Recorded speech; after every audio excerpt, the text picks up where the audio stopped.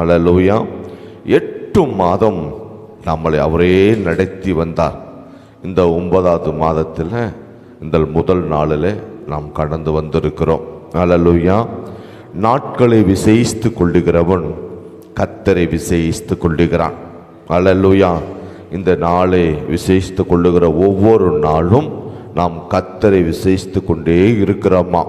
அதனால இந்த நல்ல நாளில் கர்த்தருக்கு நாம் நன்றி சொல்லும்படி வந்திருக்கிறோம். 10 பேரை கர்த்தர் சுகப்படுத்தினா ஒருவன் கர்த்தருக்கு நன்றி செலுத்துகிறான். இன்னைக்கு அநேக ஜனங்கள் ஆசீர்வதிக்கப்பட்டோம்.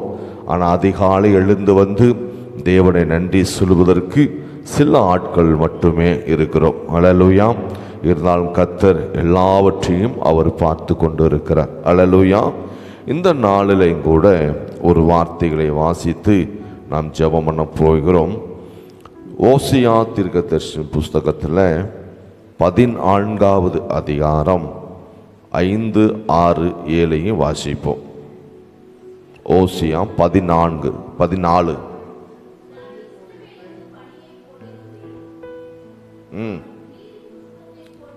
மலர்வான் நிப்பான் படரும் இருக்கும்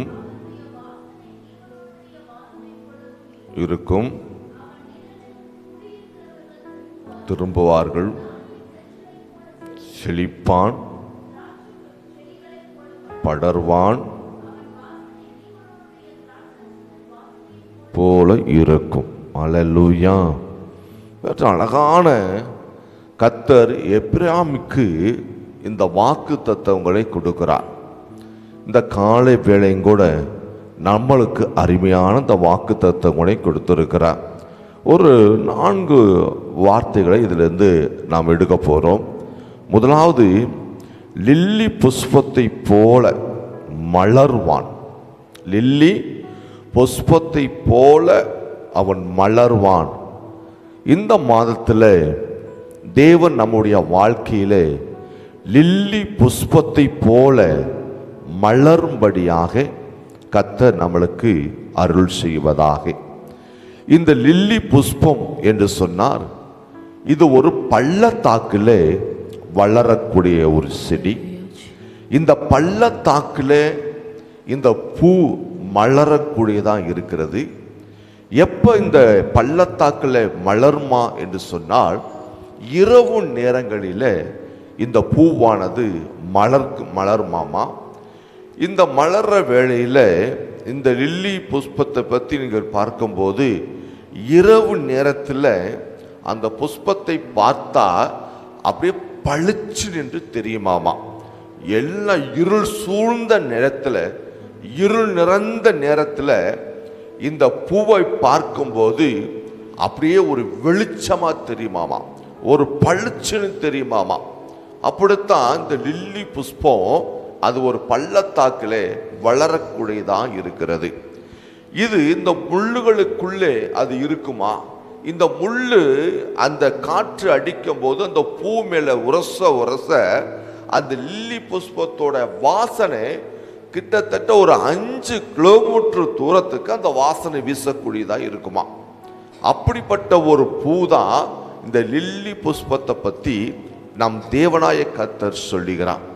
இன்று நம்முடைய வாழ்க்கையில் இந்த 9வது மாசத்துல உங்களுடைய வாழ்க்கையும் கூட ஒரு லில்லி புஷ்பத்தை போல உங்கள் வாழ்க்கை எப்படி இருக்கும்?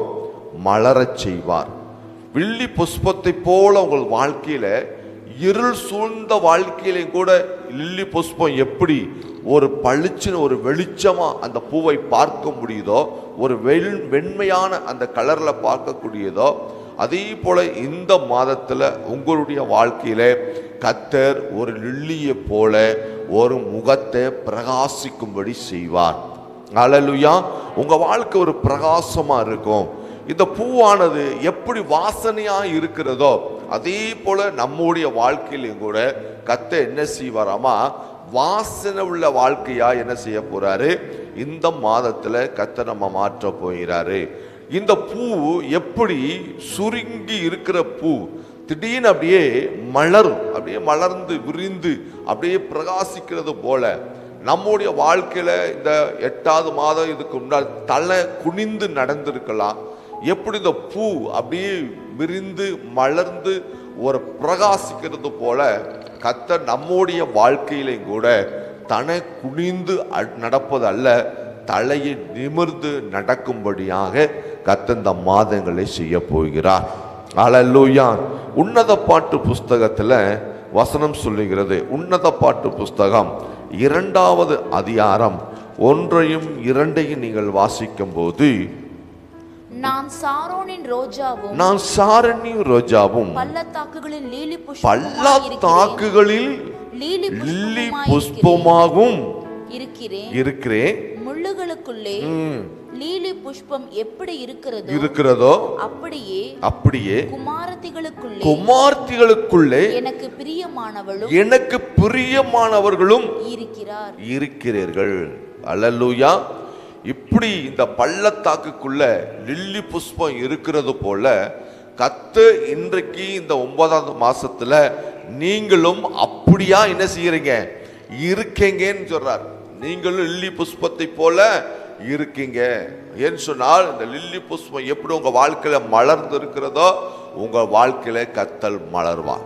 இந்த லில்லி புஷ்பம் மலர்றது எப்படி இருக்குமான்னு சொன்னா, அதுதான் இந்த 2 கொரிந்தியர் புஸ்தகத்துல 2வது அதிகாரம் 14வது நீங்கள் வசனத்தை வாசிக்கும் போது 2 கொரிந்தியர் 2:14 வாசிங்க.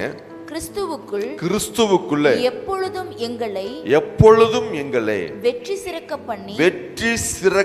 பண்ணி எல்லா இடங்களிலும் எங்களை கொண்டு அவரை அறிகிற அறிவினாலும் வாசனையை வெளிப்படுத்துகிற தேவனுக்கு ஸ்தோத்திரம். எப்படி பாத்தீங்களா, அறிவான தேவன் இந்த கொரிந்தியர் புஸ்தகத்தில் சொல்லுகிறாரு.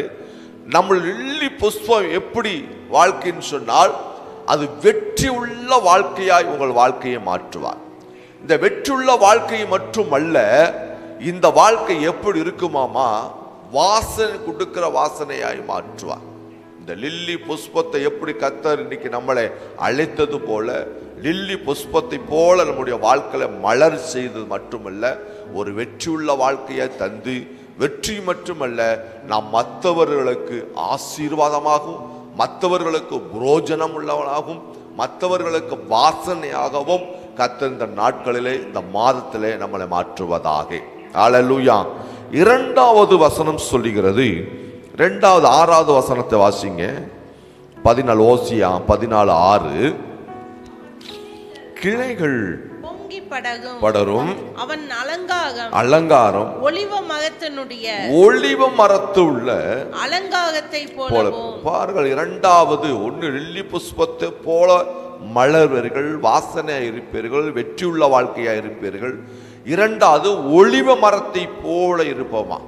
இந்த ஒலிவ மரத்தை குறித்து நீங்கள் பேசும்போது இது மழை பெய்ந்தாலும் சரி, மழை பெய்யாமல் இருந்தாலும் சரி, தண்ணி இருந்தாலும் சரி, தண்ணி இல்லாமல் இருந்தாலும் சரி, இந்த சூழ்நிலை எந்த சூழ்நிலையும் இந்த ஒலிவ மரமானது எப்பொழுதும் பசுமையாக இருக்கக்கூடியது.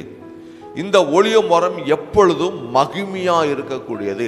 இந்த ஒலிவ மரத்தை பார்க்கும் போதே அவ்வளவு ஒரு அழகா இருக்கக்கூடியது. அதே போல ஆண்டவர் சொல்லுகிறாரு, உங்களுடைய வாழ்க்கை ஒலிவ மரத்தை போல ஒரு அலங்காரமான வாழ்க்கையாய் இந்த மாதம் கர்த்தர் நம்மளை என்ன செய்வாரு, மாற்றுவார். அதனாலதான் எரேமியா புஸ்தகத்துல 11வது அதிகாரம் 16வது வசனம் வாசிக்க கேட்போமா. எரேமியா 11:16. நீங்களே நல்ல கனி உண்டாயிருக்கிற நேர்த்தியும் பச்சையுமான ஒலிவ மரம் என்னும் பேரை கர்த்தர் உனக்கு இட்டார். என்னவா உங்களுக்கு என்ன பேர் இடுகிறாரு? ஒலிவ மரத்தை பேரே நம்மளுக்கு இடுகிறார். பாருங்களேன், இங்க ஒலிவ மரத்தை போல இருப்பா தேவன். நீங்களே அந்த ஒலிவ மரம். நம்முடைய வாழ்க்கை அப்ப ஒலிவ மரத்தை போல எந்த சூழ்நிலையிலையும் நம்ம வாழ்க்கை எப்பொழுதும் பசுமையா இருக்கும். அதனாலதான் வேதம் சொல்லுகிறது, ஈசாக்கு தேசங்கள் பஞ்சமா இருந்தாலும், தேசங்கள் வறட்சியா இருந்தாலும், தேசத்துல தண்ணி இல்லாம இருந்தாலும் வறண்டு இருந்தாலும், ஆனா ஈசாக்கு விவசாயத்துல கர்த்தர் 100 மடங்காய் ஆசீர்வதித்தார். அல்லேலூயா. அதே போலதான் நம்முடைய வாழ்க்கையிலும் கூட இன்னைக்கு ஆண்டவர் சொல்ல, நீங்களே அந்த ஒளிவ மரம். சங்கீதம் தாவீது சொல்கிறார், சங்கீதம் 58:2 என்ன சொல்லுது? 52:8. சங்கீதம் 52:8 வாசிங்களேன் அந்த வசனம். தலைமையா நானோ தேவனுடைய ஆலயத்துல பச்சையான ஒளிவ மரத்தை போல இருக்கிறேன். பாத்தீங்களா, தாவீது சொல்லுகிறார், நானோ தேவனுடைய ஆலயத்துல பச்சையான ஒளிவ மரத்தை போல இருக்கிறேன். கர்த்தர் நம்முடைய வாழ்க்கையில பச்சையான பசுமையான நல்ல கனி கொடுக்கிற நல்ல ஒரு அலங்காரமாய் இருக்கிற ஒரு ஒளிவ மரத்தை போல நம்முடைய வாழ்க்கையை மாற்றுவார். அல்லேலூயா. மூன்றாவது ஒரு காரியத்தை சொல்லுது பாருங்களேன். அதே வாசிங்க 7வது வசனத்தை வாசிங்க. அவன் நிழலில் குடியிருக்கிறவர்கள் திரும்புவார்கள். அவன் நிழலில் குடியிருக்கிறவர்கள் திரும்புவார்கள். இந்த நிழல் என்று சொல்லும் போது அநேக மரங்களுக்கு ஒரு நிழல் உண்டு. எல்லாரும் இளைப்பாறுதலுக்கு எங்க வருவோம் சொன்னா, ஒரு மரத்துக்கு அடியில ஒரு இளைப்பாறும்படியாக வருவோம், அந்த நிழல்ல தங்கும்படியாக வருவோம். இன்னைக்கு ஆண்டவர் இந்த மூன்றாவது காரியத்தை சொல்லுகிறாரு, நீங்களே அந்த நிழலா இருக்கிறீர்கள். நிழல் என்று சொன்னால் தேவனுடைய மகிமை உங்களை மூடி இருக்கும். அப்படி மகிமை மூடும் போது நீங்கள் என்ன செய்யணும் சொன்னால், மற்றவர்களுக்கு நீங்கள் ஆசீர்வாதமா இருப்பீங்க. மற்றவர்களுக்கு நீங்க என்ன செய்வீங்க? ஒரு நிழலா இருப்பீங்க. மற்றவர்களுக்கு நீங்கள் ஒரு ஆறுதலா இருப்பீங்க. மற்றவர்களுக்கு நீங்க உதவி செய்கிறவரா இருப்பீங்க. மற்றவர்களுக்கு நீங்க நன்மை செய்கிறவரா இருப்பீங்க. ஏன் சொன்னால் நீங்களே அந்த நிழல். அந்த நிழல் எப்படி இருக்குதாமா? யார் அந்த நிழல் உங்கள் மேல படுகிறது? சங்கீதம் 91வது சங்கீதத்துல 1வது வசனம் சொல்லுகிறது, உன்னதமானவருடைய மறைவிலே இருக்கிறவன் சர்வ வல்லமுள்ள நிழலில் என்ன செய்வான்? தங்குவான். அப்பொழுது கர்த்தரை நோக்கி கூப்பிடுவான், கர்த்தர் அவனுக்கு எல்லாவற்றிலும் இருந்து அவனை விடுதலை ஆக்குவார், அவன் ஜெபத்தை கேட்பார், அவன் ஆசீர்வதிப்பார். அல்லேலூயா. அந்த நிழலா இருக்கிற இயேசு இப்ப எங்க இருக்கிறார் சொன்னால், உலகத்தில் இருக்கவனை காட்டிலும் உங்களுக்குள்ள இருக்கிற இயேசு பெரியவரா இருக்கிறார். அந்த இயேசு எங்க இருக்கிறார்? இப்ப நம்மளுக்குள்ள இருக்கிறார். இப்ப நம்மளுக்குள்ள இருக்கிற இயேசு இப்ப நம்ம போகும்போது என்ன நடக்கும் சொன்னால், இந்த நிழல் படும். இந்த நிழல் படும் போதெல்லாம் என்ன செய்யும்? நம்மளுக்கு ஆசீர்வாதங்கள், மற்றவர்களுக்கு நாம் பிரயோஜனம் உள்ள வாழ்க்கையாய் கர்த்தர் மாற்றுவார். மற்றவர்களை ஆசீர்வதிக்கும்படியாய் கர்த்தர் நம்முடைய வாழ்க்கையை மாற்றுவார். அதனால் நீங்கள் பேதுரு என்ன செய்யறன்னு சொன்னால், பேதுரு நடந்து போகும்போது நடந்த சம்பவம் என்ன? நடந்து போகிறார், நிழல் பேதுருடைய நிழல் படுகுது. பட்ட உடனே எல்லாரும் வியாதிகள் என்ன செய்து சுகமாக்கப்படுகிறார்கள். பார்த்தீங்களா? அதே பொழுது இந்த நாட்களில கர்த்தர் நம் நிழலா இருந்து, அவர் நம்மேல நிழலா இருந்து, நாம் மற்றவர்களுக்கு எப்படி இருப்போம்? நிழலா இருப்போம். இந்த நிழலுக்குள்ள சகல ஜாதிகளும் கடந்து வருவார்கள். அல்லேலூயா. இன்னொரு காரியம் சொல்லுகிறது, கடைசியாக 4வது காரியம் சொல்லுகிறது. அது 7வது வசனத்தை வாசிங்க. அவன் நிழலில் குடியிருக்கிறவர்கள் திரும்புவார்கள். தானிய விளைச்சலை போல செழித்து போதும். உங்க வாழ்க்கையில இந்த 4வது கடைசி காரியங்கள் இந்த மாதத்துல உங்களுடைய வாழ்க்கையில எப்படி இருக்குமாமா? ஒரு செழுமை. உங்கள் வேலைகளை செழுமை, கம்பெனியில செழுமை, பிசினஸ்ல செழுமை. நீங்க என்ன வியாபாரம் செய்தாலும் அதுல ஒரு வாழ்க்கையில என்ன செய்வார்? கர்த்தர் ஒரு செழுமையை கட்டளையிடுவார், ஒரு செழிப்பை என்ன செய்வாரு? கட்டளையிடுவார். அல்லேலூயா. ஏன் சொன்னால், தேவனுக்கு பொறுத்து சாத்தியம் இல்லாதவர்களை சாத்தியமாக்குறவர். அல்லேலூயா. சாத்தியமே இருக்காது, நம்முடைய வாழ்க்கையில சாத்தியமாகும். எப்படியா சாத்தியமாகும்? வனாந்தரம் இருக்கிறது, வனாந்தரத்துல என்ன இருக்குது? திடீர்னு பார்த்தா தண்ணி ஓடிக்கொண்டு இருக்கிறது, சாத்தியமே இல்லை. அதான் பாருங்க, தாவீது ஆடுகளை மேய்த்து கொண்டு இருக்கிறான். தன் தகப்பனால மறக்கப்பட்டவன், சகோதரனால மறக்கப்பட்டவன், அவன் ஆடுகளை மேய்த்து கொண்டு இருக்கிறான். பனி, வெயில், குளிர் வாட்டி எடுக்குது. ஆனா பாருங்கள், கொஞ்சம் மாசம் கூட ஆகல, கொஞ்ச மாசமா கொஞ்ச நாட்கள்ல ஆகல. அதே கொஞ்ச நேரத்துல தாவீது இதா மாறுகிறாரு, அரசனாய் மாறுகிறார். கொஞ்ச நேரம் தான். ஆடுகளை மேய்த்து கொண்டு திடீர்னு என்ன செய்கிறார்? அரசனாய் மாற்றுகிறார். தேவனால கூடாத காரியம் ஒன்றுமே இல்லை. யோசேப்பு சிறைச்சாலையில இருக்கிறான்.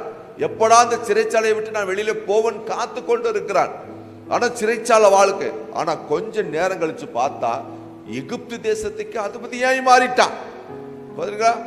கொஞ்ச நேரத்துக்கு முன்னாடி சிறைச்சாலையில இருக்கிறான், கைதி. அவன் பேரே கைதி. ஆனா கொஞ்ச நேரம் கூட ஆகல, திடீர்னு பார்த்தா அவனை தூக்கி என்ன பண்ணாச்சு? எகிப்து தேசத்துக்கு அதிபதியாய் மாறியாச்சு. நாம் தேவன் எப்படிப்பட்டவர் என்று சொன்னால், சாத்தியம் இல்லாதவைகளை சாத்தியமாக்க. அல்லேலூயா. உங்க வாழ்க்கை செழிக்கும் சொன்னால் நாம் நினைப்போம், எந்த வழியிலயா வந்து எனக்கு வாழ்க்கையில செழிக்க போகிறது. திடீர்னு தேவன் நினைக்கும் போது அது திடீர் நடக்கும். நம்மளே என்ன செய்யறோம்? ஆச்சரியமா இருக்கும், அதிசயமா இருக்கும். அதான் சொன்ன, வானத்தை திறந்தால் கூட கோதுமை இன்னைக்கு நாங்கள் என்ன சாப்பிட முடியுமா? ஏன்னா தேசம் அப்படிப்பட்ட ஒரு பஞ்சம். தேசம் எலிசாவின் காலத்துல பஞ்சம் எப்படி இருக்குது? வறுமையா இருக்கிறது, ஒன்றும் இல்லை. ஆனா சொல்லுகிறான், நாளைக்கு ஒரு மரக்காலுக்கு கோதுமை விற்கப்படும். அதுக்கு ராஜா சொல்லுகிறான்னு, வானத்து மதில்கள் திறந்தான் கூட இது நடக்காது, சாத்தியமே இல்லை. ஆனா அதே நேரத்துல மறுநாள் அதே இடத்துல கோதுமை என்ன செஞ்சது? விற்கப்பட்டது. அல்லேலூயா. ஏன்னு சொன்னால், சாத்தியம் இல்லாதவைகளை இயேசு சாத்தியமாக்குறார். இன்றைக்கு நீங்கள் நம்ம வாழ்க்கையில ஏதோ ஒரு காரியத்தை குறித்து குழப்பத்தை நம்ம நினைத்து கொண்டிருக்கோம். இது நடக்குமா நடக்காதா, எதிர்காலம் எப்படி என்று. ஆனா தேவன் சொல்லுகிறாரு, ஹல்லேலூயா, மனுஷனால கூடாது, தேவனால் எல்லாம் கூடும். எல்லாம் எழுந்து நிற்போமா? ஆண்டவரே, லில்லி புஷ்பத்தை போல என் வாழ்க்கையிலே மலரச்சீங்க. ஒளிவ மர கண்டுகளை போல என் வாழ்க்கையிலே பசுமையாய் மாற்றுங்க. என்னுடைய வாழ்க்கையிலே மற்றவர்களுக்கு நிழல் தருகிற வாழ்க்கையாய் உம்முடைய பிரசன்னம் என்னை மூடட்டும். ஆண்டவரே, என் வாழ்க்கை செழிப்பாயிருக்கட்டும்.